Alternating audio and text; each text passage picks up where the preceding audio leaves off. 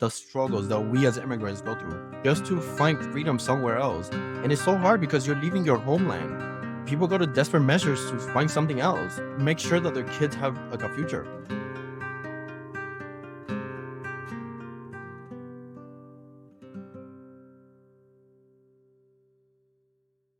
Okay, so tell us what life was like in Cuba, because you said, you came here at 8, but let's talk about a little bit about what was life in Cuba.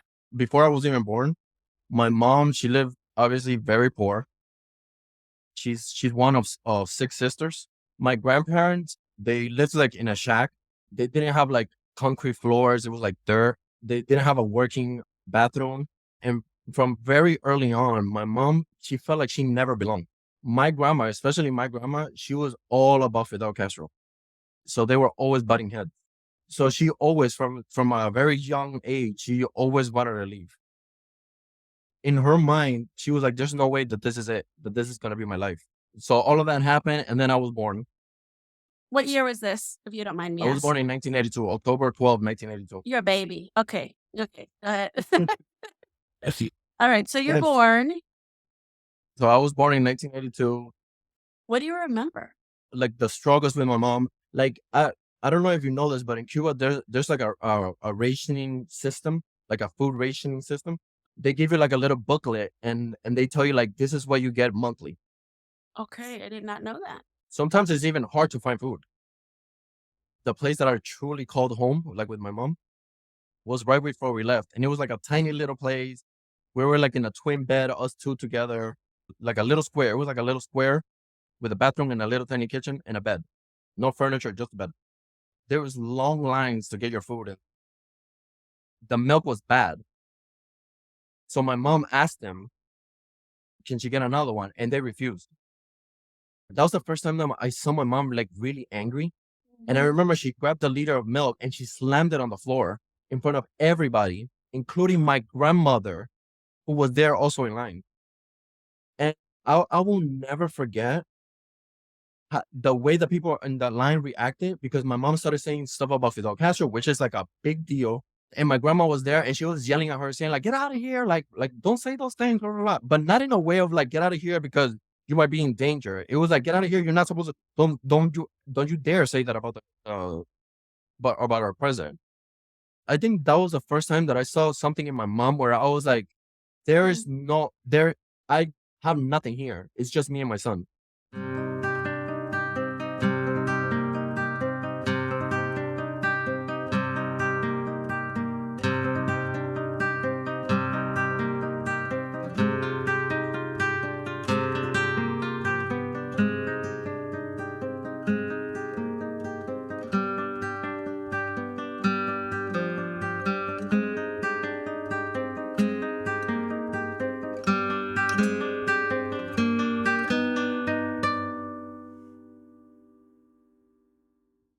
You're 8 years old when your mom said, no mas, because she's done this before. She's like, no more. And she's like, we're going to go to the United States. And so what did you think when she, like, what happened? What was the last straw? What happened that day? This happened in 1991. Okay. At this time in Cuba, we were like suffering a lot economically because Cuba and the Soviet Union, they were allies. Once the Soviet Union like completely dismantled and it ended, we suffered. Like the island suffered even more. So my mom, she was like desperate because now like the food situation was worse. And everything, every little thing, even going to the like finding medicine and she has a young child. So in her head is like, oh my God, right? Right. Like so many factors. So around that time, like from the start of like the late 80s, people got so desperate that they started inventing rafts and starting just going out there on their own and try to see if they make it anywhere, even if it's just Puerto Rico or anybody. Anywhere but Cuba. Anywhere but Cuba. So my mom was always like on the alert, like hearing to see if any groups will take her and stuff like that. But she never found luck. This guy that we knew, he came to our house and he was asking my mom if she knew anybody that was like, it was interested in selling a motor. And the moment he said that, a light bulb went in her head and she was like, are you trying to leave Cuba? At first he was like, no, absolutely not. It's not to leave. I just need a motor, stuff like that. But my mom was like, felt it, that it was that. She's She's like, please tell me the truth. Like, I need to leave. Mhm. Me and my son need to leave. I mean, when she told him that it was like, not just for her, but like for me as well, like for Yeah. us too, he was like, no, absolutely not, Maria. Yeah. Like, I cannot take the risk. If they catch us out in the ocean, like, that will mean even more like prison time. And she begged him. She's like, please, please, please, I will help you find a motor as well. If you let me go with you, like, let us go. And then he was like, okay, I'll think about it. Give me like around a month or stuff like that, and see if you can find a motor as well, and we'll be in contact. So my mom didn't find a motor, and he didn't find a motor either. I remember going to school. It was a Mhm. Tuesday. I'll never forget it. It was a Tuesday. It Okay. was a Tuesday. My grandfather will always take me to school and pick me up Mhm. because my mom was at work. I go outside and I didn't see my grandfather, and I see my mom in the distance, and I was like, "Why is she here?"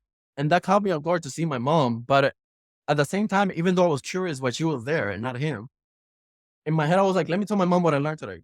And we were like Mhm. walking to our house, just me telling her all these things that I have learned that day and stuff She like had that. other plans, didn't She had she? all the plans, but I remember seeing her nervous. She looked Mhm. nervous.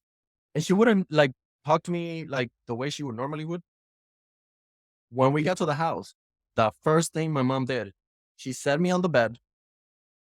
I was still in my school uniform. She set me on the bed and she was like, do you want to see your aunts and uncles in the United States?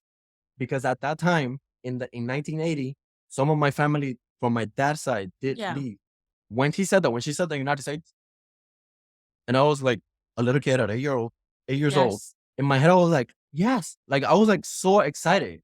I was like, are you kidding me? Of course. You hear all these tales of the United States. And Like, I those was telling you, movies and those films, right? the films, exactly. All of that came in my head. Some people would travel to Cuba or were Yeah. able to.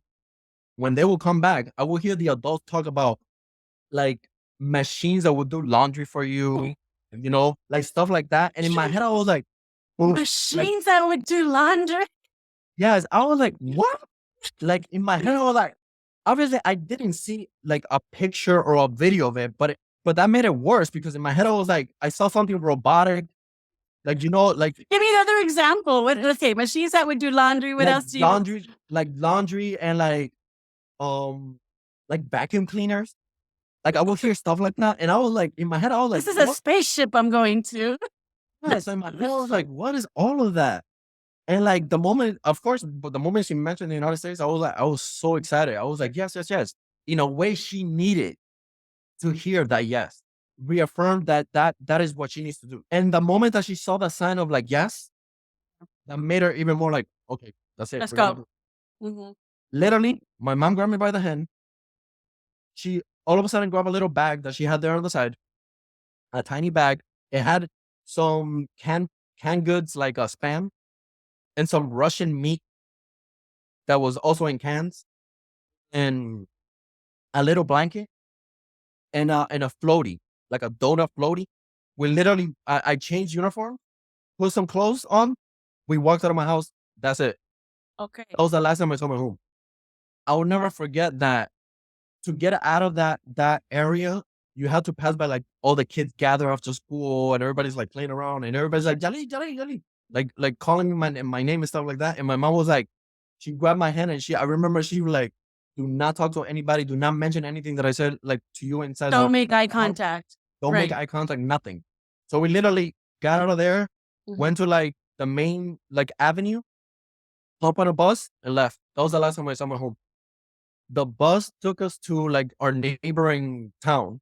And I remember we got out of the bus and we walked a little bit, but we were on the coast the whole time. I could see the ocean.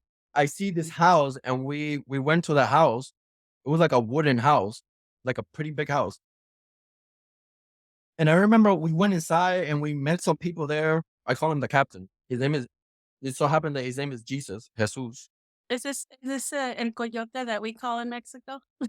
Yes, technically him, right? But The so Captain Jesus. the captain, I call him the captain, but his name was Jesus. He took us to like the back of the house led to the ocean, and it was like a garage, Yeah. but obviously it had no floor. It was for a boat, but instead of a boat, the raft was there, and that was my first time seeing it. But even then, it didn't register. Like it didn't register in my head that we were gonna go on that. And now in my head, I'm thinking like, oh, we're gonna walk to the U.S. or we're gonna go in a car. Like I didn't understand the fact that the U like Cuba was technically an island. It's separated from other land. I'll never forget. I told my mom like, Mom, can I just go to the water? Can I go to the tide pools? And my mom let me because it was still daylight and stuff like that. And I love the ocean. Like I love the beach. So I wasn't afraid of it. I knew how to swim when I was very little, since I was very little. So I remember like I spent the rest of the afternoon there. But when I went back to the house, the lady that lives in the house, she tells my mom that somebody heard that we were leaving, and it was a santera. What's a santera? They believe like people have like something in them that if you honor that spirit, you know what I'm saying? You get blessings and stuff like that. Okay, okay. So this lady heard. She heard she was from that part of town, but she said the lady that lived in the house told my mom that she wanted to see us before we leave, and that she wanted to meet me. Right. So we went over there. I remember it was about to be night. It was getting dark. My mom at first did not want to go because my mom doesn't believe in that religion, even though my mom is technically not very religious herself. But specifically that religion she didn't care for. It almost like spooked her. It sounds like a spiritual person, like, just somebody that believes in something bigger. Yeah. But Yeah. not bad, but not bad. No, not bad. The Mhm. thing however, that religion, they do practice like sacrifices, Oh, like with okay. animals. Oh, shoot. And my mom doesn't like that. No, Yeah. no, none of that. No. Yeah. I get it. I get it. I get it. Yeah. I'll never forget. We went to the house. I Mhm. remember I was kind of creeped out by it because the house was like very dark and stuff like that, and it smelled Yeah. like incense and tobacco and stuff like that. As soon as we got to the house, the lady met us at the door, and she's like, "Oh, this is him." I was the only kid there, but she was like, "I can I speak to the kid by just us two." My mom was like, "Oh, okay, whatever," and she took me to like a back room that was in the house. But she explained to me that there's a saying called "La caridad del cobre," which is a big thing in the Catholic world in Cuba, especially in Cuba, and she protects people that are especially out in the ocean, especially kids. She was like, "You as a group are gonna make it, and it because they're carrying you." She did this whole like thing with herbs and like smoke and stuff like that on me, Yeah. and then she took out like a 5x8 foam, like foam with a picture of the saint, and she's like, "Hold this the whole entire time that you're in the raft, and nothing will ever happen to you and those around you." She told me that. I was like very like what the hell? Yes. Like, I was like a little bit confused. But for some reason, I was taking it so serious. Always hold it with you and don't let it go. So I took it. I took it with me and she explained it to my mom. And then we went back. And by that time, it was already nighttime. It was 8 of us in total. It was Okay. 5 men, 2 Okay. women. My mom was one of them, obviously. And I Yeah. was the only child. The only men that I knew from before was the captain because I have met him before. Captain Jesus. Captain Jesus. And he brought his 2 sons where they were like in their 20s. And then the other 2 guys, I never met them before. They were like complete strangers to me. What did the And raft then look like? so it's literally the inner tube of the truck tires, like those big trucks. And it was 8 of them, like 8 inner tubes. And it was like a lot of wood and then a lot of rope. So it was a Okay. mixture of wood, literally like panels like that, like long Okay. panels, Okay. rope, and the inner tubes. And then under the raft, there was like a thick fabric for our legs, so we wouldn't be dangling our feet in the water. What did you carry with you?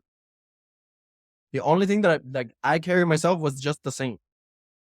That's it. And then my mom put that little donut like on me. And then what they did is like they tied my little donut to the raft just in case the raft will tip over. I will still be somewhere in proximity to everybody and not be Wow. swept away. The whole time I was like uncomfortable because I had the tube on, and then the wood. I would always remember the wood because I was like a very skinny little boy, and obviously I even going through that journey. I even got skinnier in those 6 days because Okay. we were lost for 6 days. Okay. And how long is it supposed to take you? We didn't know. That's the thing. It never dawned on me as a kid to ask my mom, "Oh, how long is this gonna be?" She had no clue. how long the journey was going to take. But in her mind, it did not matter. It was that desperate for her to just leave. Were you Then she excited saw at this it. time or were you scared? Well, I was excited, as everybody was in the house and stuff, and like everybody talking and stuff like that. But the first time that I was like, oh my God, what is really going on here? We had to leave like late at night, like past 11 o'clock, because obviously it will be darker, less chances of somebody seeing us and things like that. So once they said like, okay, it's time to get on the raft, I remember like getting on the raft, and while all the adults got on the raft will go down, and almost like whatever little movement, the water will come in. Oh, So feeling the water on me was like, ugh, like it was like a weird sensation, especially at nighttime, because it was already 11 o'clock. I normally would go to sleep earlier. One thing I want to point out, the captain and the adults, they wanted my mom to give me like a sleeping medicine. And my mom, I said, absolutely not. is that like a normal thing they give kids? No, I'm sure not.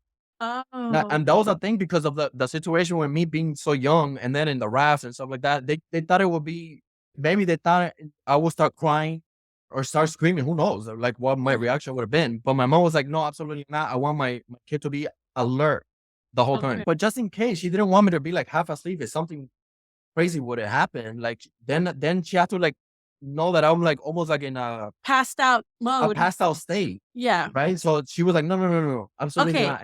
And she didn't give it to me. Your Captain Jesus didn't know where he was going because you got lost. He had a compass. So he was just going by that. So mind you, we didn't have a motor. So it was like we were rowing the whole time. You didn't get the motor. The guy No, didn't get the motor. like I said, he pivoted and just made it onto like Okay. So you a guys are rowing thing. rowing on the ocean. Okay. Yeah, Okay. but when we were in the house and we were about to leave, we didn't row the raft. They put like a dark fabric over our heads, and we all like went down on like like touched down, and there was two men in scuba gear, and they themselves pushed us out into the ocean. I remember hearing them say like goodbye to the captain, and we removed the dark fabric, and we were out, like really out. I could see Cuba, the lights in Cuba. The men began to roll, and I remember like dozing off and finally like going like leaning against my mom and falling asleep. And then when I woke up in the morning, the water, I will never forget this. The water was like flat, flat, flat, flat, flat, flat, flat, like a plate. And the sun was coming out and there was all these colors. And I remember looking back, and Cuba was like a little line of smoke. When did you know you were lost in the ocean? Literally the second day. The adults were like even making jokes about Fidel Castro or being That Fidel. yeah, that Fidel. In the late afternoon of that very first day that we were already in the ocean, I remember seeing storms appearing like far away. They moved quickly, like towards us. And like the moment it hit, everything changed. Absolutely everything changed. We lost half our food. We lost the majority of our water. From late afternoon to the next morning, we dealt with storms. And I'm Wow. talking about rain, waves, and all we could do, it was literally forget about everything and hold on to anything you could find in the raft, like the wood, a rope, like just hold on the whole night. Boom, waves hitting us over and over and over. Hours and hours and hours. Hours and hours, constant hour, nobody sleeping. And it was cold, super uncomfortable. It was like, I cannot even put it into words how crazy this was. Finally, the sun came up. It was still raining. It was nothing like that morning that we saw it for the first time. Now it was like completely like something out of a horror film. Oh, It was wow. dark and the waves were like activated. The storm came so quickly that we didn't have time to like gather everything and stuff like that. It just happened quickly. And You're just trying to hold on. hold on because you like swept Yeah. away. I was the only one technically like attached to the raft. Everybody else was like, on your own. So that day came and the captain announced that the compass wasn't working. It was literally going like this the whole time. Oh my goodness. And that was the second day of us being out there. And we were like, we don't know what to do. So we literally were like rowing to nowhere. Like literally we were hoping to see a plane or a bull or lamb, whatever came first. Desperate is past day 3, but day 3 Mm. was the day that really hit me. Like truly everything hit me all at once of how dire the situation was. Just the look of the waves is so like scary to look at. Like massive body of water. Like Yeah. you're down here and there's like humongous wall of water right next to Wow. you. And you're going up like that. You go up and then down again, and you see you're going down Oh, a humongous wave. Several feet in the air. Is crazy. folding The inner massive. tubes and wood. Exactly. And you don't have nothing to lean on. It's just a crazy situation. The third day was turning to nighttime again. Nighttime to me was like the worst. It was just so unpredictable. Even when you hear waves, it was so dark because it was so stormy, and you're in the middle of nowhere. So it's so dark. I couldn't barely see my mom who was next to me. Just when lightning hit, I would sometimes see her, but the whole thing I will feel her. So that third night was coming, right? And then we see a ship in the distance heading right towards us. And I will never forget, it was almost like this moment of like, oh my God, we're gonna be safe. We're gonna get out of here. And like the ship was getting near us, and we noticed that there was nobody like running or like pointing at us and nothing. And we were like screaming and screaming and screaming, and it kept nearing, nearing, nearing, and it completely passed us. I will never forget this. I will never that image in my head of the boat getting smaller and smaller and smaller, and then at the same exact time, the little sliver of light left in the sky turns dark.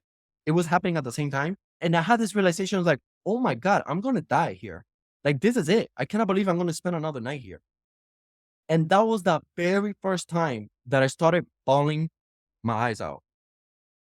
Where like, I'm talking about desperation, like, get me the hell out of here. And you have this urge inside your body to like walk out, like literally stand up and walk. And you can do it. So I remember, I'll never forget that I started crying and all the adults started crying. The men started crying. My mom was crying. I could see the guilt in her face. But then after that, it just kept getting worse and worse and worse. Like we completely ran out of food. We had some tangerines that we were like literally sharing. We already exhausted the water that we had, but because it was raining so much, we filled 1 gallon that we had left that we didn't lose in the storm, and we kept filling it up. But then on the fourth day, it was the opposite. There was no longer storms, and it was like the heat, the sun hitting us constantly. It was just us under the sun, no cover. My lips, when they rescued, they were like full of pus because it was like completely cracked. The salt water, painful stuff. And then I don't know what it was of us being in the water for so long. Your skin gets so like soft. When it was nighttime, there was like lights all over us, and it was like little fishes moving around, and they would bite our skin. And you can't do anything. You're stuck. Like we can't do anything because you're in the water. As the days went by, the air in the tires got even like it got softer. So we were like more in the water. Oh, So like we're like literally parallel to the water, to like the surface. We will feel fishes hitting a raft from the bottom. Like obviously it was sharks. so we got water, we got lightning, we got darkness, we've got sunlight, we've got all of this stuff. And so, how long were you in the ocean for? We were in the ocean for 6 days. I think it was like on the 5th day, I started hallucinating. We were completely losing our mind. Yeah. People started fighting, even though we were like in close proximity to each other. Even to my mom, I no longer recognized my mom. To me, she wasn't even there. And all of a sudden, somebody screamed out, "Shit!" And when we all looked up, there was like a huge boat, like a few yards from us. Nobody, like we were so like gone that nobody even saw it coming and stuff like that. And I remember hearing the horn, like the boat, and I thought I was like hallucinating again. But then like I saw the adults around me like reacting, so I was like, wait, maybe this is real. And this time we saw people running around, like, and they were like pointing at us and stuff like that. And they stopped. They stopped the ship. By that time, we didn't have oars anymore, and it was like a journey to get the raft to get close to the ship. And like the adults were like using their arms and like and their hands to like get closer. And then the ship released this ladder, like this rope ladder. I wasn't the first one to go up, one of the captains, one of his sons, he suffered from epilepsy. You could tell like he wanted like to jump in the ocean and stuff like that. And a lot of people drown like that. Like they get so, Yeah. but you're like weak and you can't do that, right? And the water is still like crazy. So they let him go first. They let him go first. And then like I didn't have the energy. I couldn't stand up from being underwater for so long, completely numb from my waist down. I couldn't feel my legs at all. That as a guy had to come down the ladder and then he put me on his back and then he took me up. And I remember feeling completely weak as I was going up. I will never forget the sensation of feeling something solid and dry. And the first thing they gave me was like a cup of milk. That was the best cup of milk I've had in my life. And then like they told us that we were gonna be in Miami the next morning at 6 a.m. in the morning. So finally it was the next morning, and it was May 7th. We were entering the port of Miami. Mind you, remember I had this mentality of the United States being like so futuristic and stuff like that. It was Yeah. still nighttime. It was very early in the morning, like 5 a.m. in the morning. As the boat was coming in, the captain made an announcement that we were entering the port of Miami. I looked out the window and all I saw was like cars like zooming by, and there's all these lights because in Cuba there's barely lights and there's power outages all the time, like weekly. So I wasn't used to seeing so many lights and all these modern cars just zooming by. I swear to God, Martha, in my head, I was like, "Oh my God, these are the flying cars." You just wanted him And to take up. I was like, "Holy crap! I'm looking at the future world that I always thought about." So I will always remember that to this day. I always remember that feeling of that, like my mind was like, "Boom." Like I couldn't believe it. I was like, America's amazing. I know it was like everything I thought it was.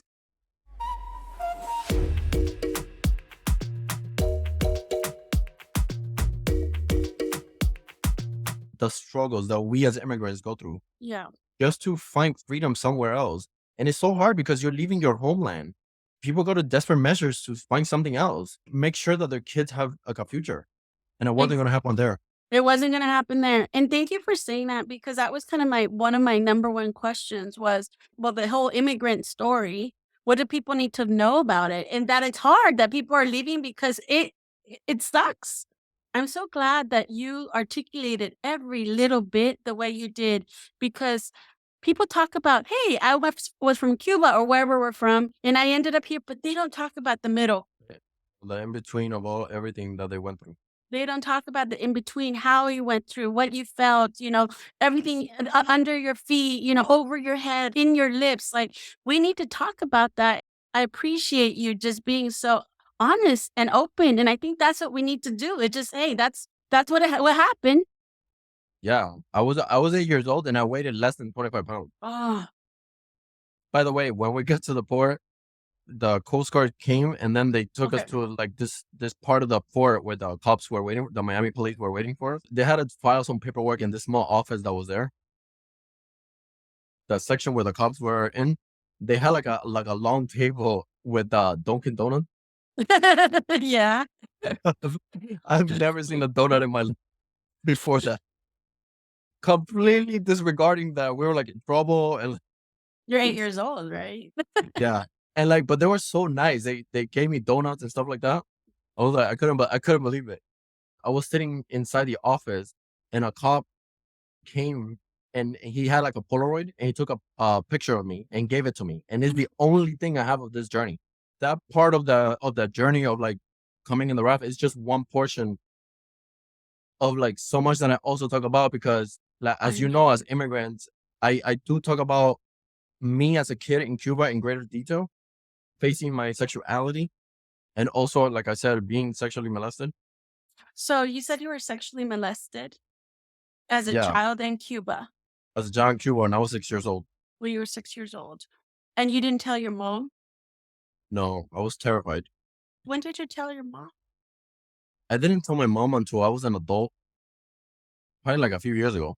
And actually it was by accident because I never had intentions in telling her because I didn't want to put that on her. Like that's horrible to, for a mother to find out that your son was molested when they were little. There's always going to be some guilt. And I didn't want her to, to feel that because no matter what, because I explained this in the book, no matter what, I don't want people to think that my mom was like Like she was a bad mom. She was not a bad mom. Exactly. Like, I Yeah, don't I want get people it. to think that. Like, it could have happened to anyone. Parents cannot be with their kids 24/7 no matter No. what. And it was somebody that we knew in our neighborhood, somebody we knew, and it just happened. Like, but obviously it doesn't make it okay. My mom was always very protective of me, and to this day. There's predators out there. There is Absolutely. predators And everywhere. like I Hey, said, and it was somebody that I knew. So it was the grandfather of my best friend. I remember like this replayed in my head like when I was younger many times. I don't remember ever him doing anything prior to that moment. At least not that I saw or that I paid attention to. You know, it just happened so weird and like out of the blue. But it did happen and it affected me greatly. so you went through this at 6 years old. You kept it in because you're almost 40. You're 40. Yeah. Yeah, you're 40 for more than 3 decades. When did you start realizing like you needed to talk about this stuff? I mean, Jalyll, who talks about being in the boat and do or had you always talked about this? Well, in the beginning I didn't. Yeah, I 'Cause I was, know. like, kind of embarrassed, especially, like, in school. Like, you know how school is, sometimes there would be days where people talk about their past and stuff like that. You're Like, like, I'm no, talking about, like, actual activities that you write them down and stuff like that, and I was I always know. afraid.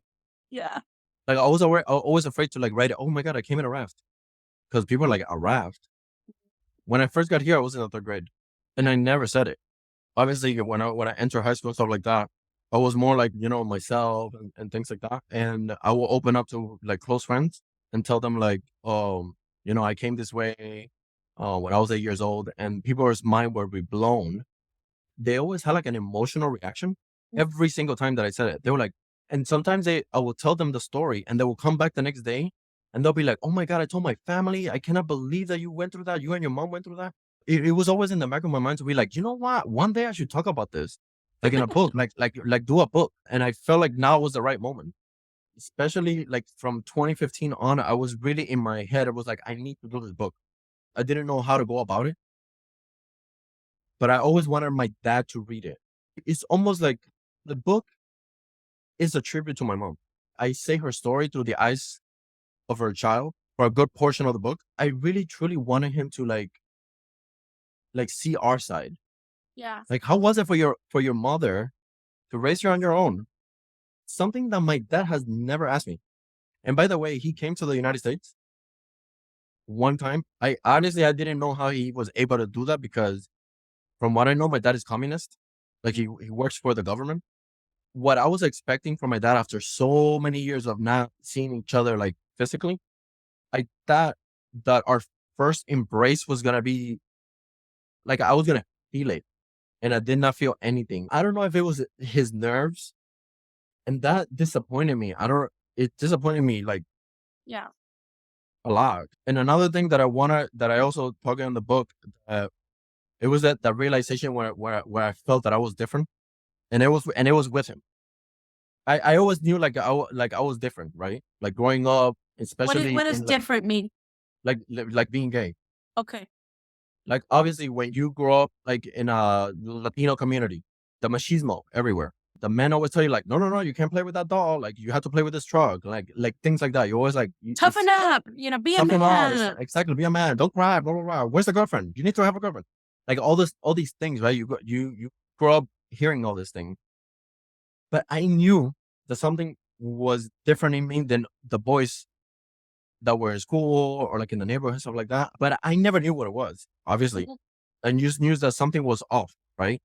And then like I will never forget this. My dad, he came to town and he was like in my grandma's house there, in my grandmother's house.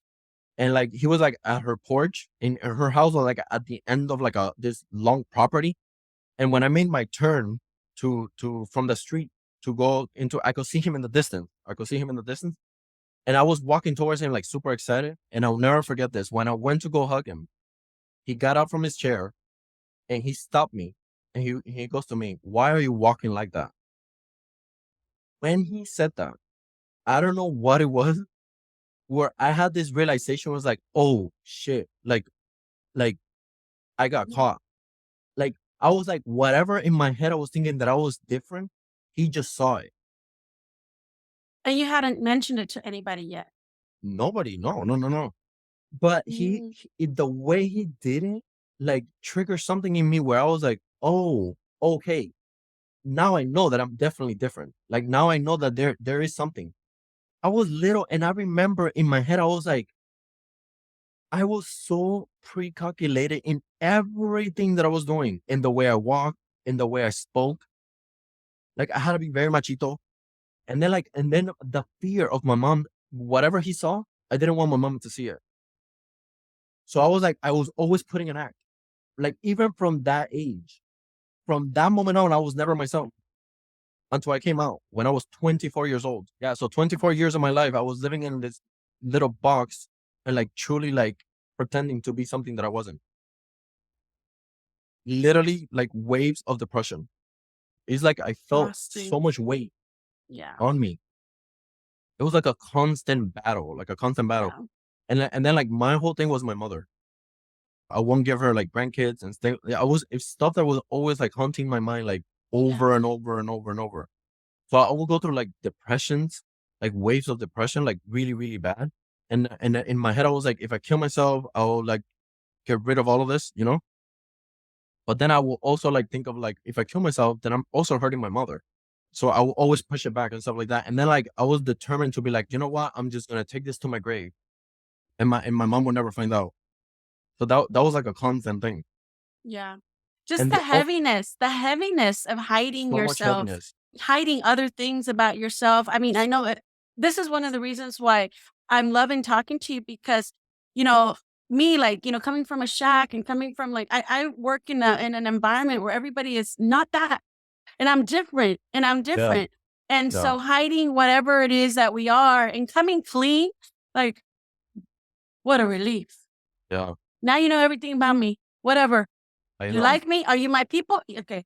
Jalyll and I, he's my people because he has a good heart. It has nothing to do with anything else. So tell me, like, okay, so you're at school, you're not telling anybody these stories except for maybe your close buddies, right? And you're trying to hide this other side of you. At 24, you decide to come out. Yeah. How? The reason why I did that, because like I said, I was determined to take it to my grave. Maybe I was gonna continue to have depressions. I'm sure of it. But in my head, I was like, you know what? I can't be going through this, like getting so depressed. I'm just gonna accept the fact that I'm gonna take this to the grave and that's it, live with it. But I fell in love Mm, deeply. So I was consumed with this newfound person that I met. Like I was so in love. That's him right there. Look, oh, that's okay. the day we got married. Oh, awesome. Yeah, and we got Awesome. married in New York. Felicidades. Gracias. Very cool. So, Um, okay, you fell in love and you're like, now I got to do something. So in my head, I was like, "Oh my god, I cannot hide this. Like this feeling that I'm feeling inside, I can't hide it." Because I had called my mom several times, feeling depressed. Especially one particular night that she was not in the house, and I called her, and she came right away, and I was like just crying and crying and crying. I couldn't even see her in her face, like couldn't see her. I had my head down. She asked me questions, and the last question was like, "Are you gay?" Right? But I couldn't do it, and I just shook my head no. And then eventually, I told her that I dropped out of school, which I did. I ended up dropping out of school because I went to college right after high You school. beat around the bush. But then I couldn't tell her then. So then, like this time, I called her and she sat in front of me, and I told mom. And then when I was about to say, I started crying like a bunch, and I couldn't like literally my throat just closed, and I couldn't say it. I couldn't physically say it. And then like now, the first question was, "Are you gay?" Yeah. And then like I shook my head yes.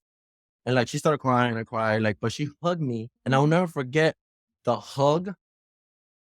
It was what I was hoping for. Like, I felt, like, 0 signs of rejection, and instead, I felt, like, love. And the moment I felt that, and then she said it out loud to me, that she's like, "It does not matter. Like, I'm gonna continue to love you no matter what." Your mom's That awesome. was it. That was it. Yeah. Like, literally from that moment on, it was like, I felt so light. I truly started living from that point on. It didn't really matter who knew about my sexuality really, but my mom was like my That's priority, it. and it consumed me so much that I like suffer for so long. What kind of advice would you give little Jalyll, like 8-year-old Jalyll, about what life's gonna be like in the future? Oh my god. I will definitely tell little Jaleel to like, even though it's something that he did, I did, to just hang on. I have such a connection to my mom. She always had a way of like telling me it's us two against the world. That reassurance of like yes, we're going through hardships right now and stuff like that, but we're gonna like continue like push through and like we're gonna make it to the other side. My mom always had that. So I would tell little Jaleel to like hang on to that because that is what's gonna take you to the other side. And it really did. Literally did take me to the other side. You know, that's the name of my book, The Other Side. And, I'm the other book that I'm going to be writing, nobody knows about it until I'm talking about it now. It's called The Other Side of Silence, which is when a child speaks. So it's like little Jaleel speaking, you know, you'll be in that book too. Let's teach kids in schools that you don't have to be silent, that there is a way out. And I also love the lesson that you just told us that, you know, adults who maybe are listening to this, be positive. Your mom always said, "Hey, we're gonna get out of this. We're gonna get through this. We're gonna get out the other side." Especially in the Latino community, there isn't a lot of reassurance. So, you know, Oh, kudos to your mommy. Latinos, we live so much surrounded by hardships. It's almost like we're programmed to accept it. We are programmed to like this is our reality.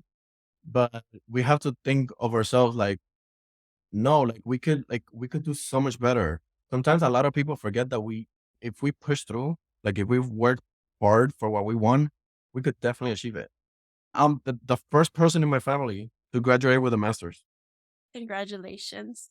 Thank you. And how did you do Uh, that? I mean, who taught you how to do that? Well, obviously, my mom from a young age always pushing me to do good in school. Like I talk about it in my book that when we came to this country, obviously the language barrier is one of those things that like the biggest deterrent, right? When we were like already on our own, I was already like 9, 10 years old. And my mom was working like multiple jobs, Yeah. right? That's another thing. It's like one thing is to like do the journey here, which is already tough on its own. And then like really starting a world here from a very young age. I will go to school and I would not leave school until I knew exactly what my homework assignment was. So sometimes I will be in class and not get it completely, wait for class to be over, go back to the teacher and be like, can you please explain this one more time? I was little and I was already thinking like this. Like I was like, I don't want to go home. I can't depend on my mom because she's not gonna know. She doesn't know English. She doesn't know the words. Like maybe in math she would probably help me, but I didn't want to go back home and put that burden on her when she already has so much to deal with.